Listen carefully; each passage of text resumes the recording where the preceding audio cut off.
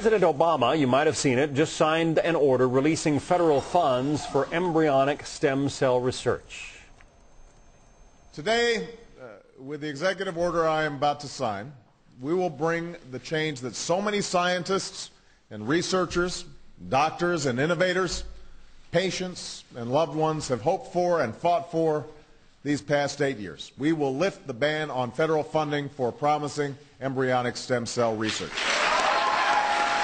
So how do Christian conservatives feel about this move? Joining us now, Ralph Reed. He is the former executive director of the Christian Coalition, now the CEO of Century Strategies. There was an awful lot of applause in the room when the president made that announcement. What were you thinking? Well, I think it's just another example, sadly, John, of politics trumping both what is moral and ethical and what is backed by sound scientific research under the Obama administration. First of all, the president knows that there's not a ban on embryonic stem cell research. In fact, if you look at the Bush policy, it was principled, it was balanced, and it's really been vindicated by events. George W. Bush was the first president to actually fund embryonic stem cell research. He did it with 22 existing stem cell lines that yielded about 3,000 different experiments.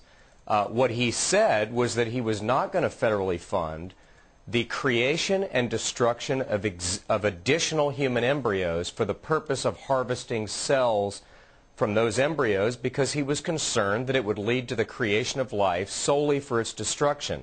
And the truth of the matter is, John, that if you really look at what's happened in the 7 or 8 years since the Bush executive order, the real progress has actually been made in adult stem cells.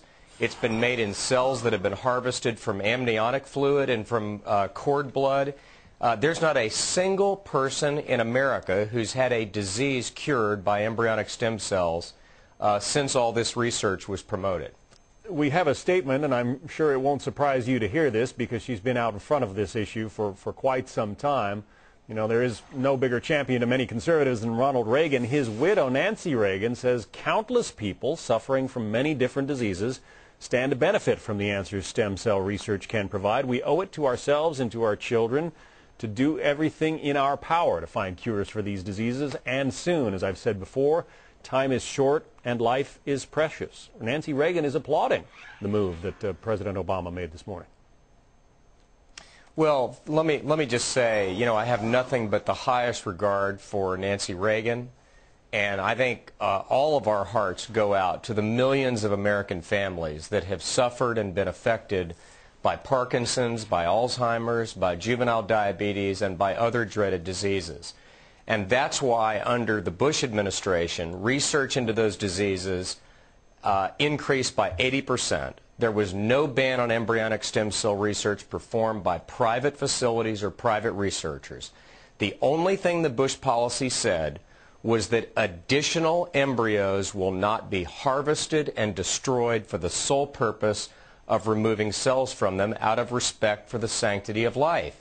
And again, if you look at the research, as I said, the progress, both in an experiment done by a Japanese and American researcher that was published in November of 2007 and another one in January of 2007, the real breakthroughs have come through adult stem cells where you take adult skin cells, they're injected with 4 genes, they become pluripotent, that is to say that they can replicate themselves.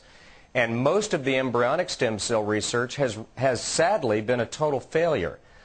In lab experiments, they've led to tumors, they've been difficult to tame, and so unfortunately, as with so many other things that we've seen in the early Obama administration, it's more about politics than it is about the facts, and I think that's unfortunate. Well, we'll certainly keep an eye on this one and see what happens as a result of the president's new declaration. Ralph Reed, thanks. So we asked you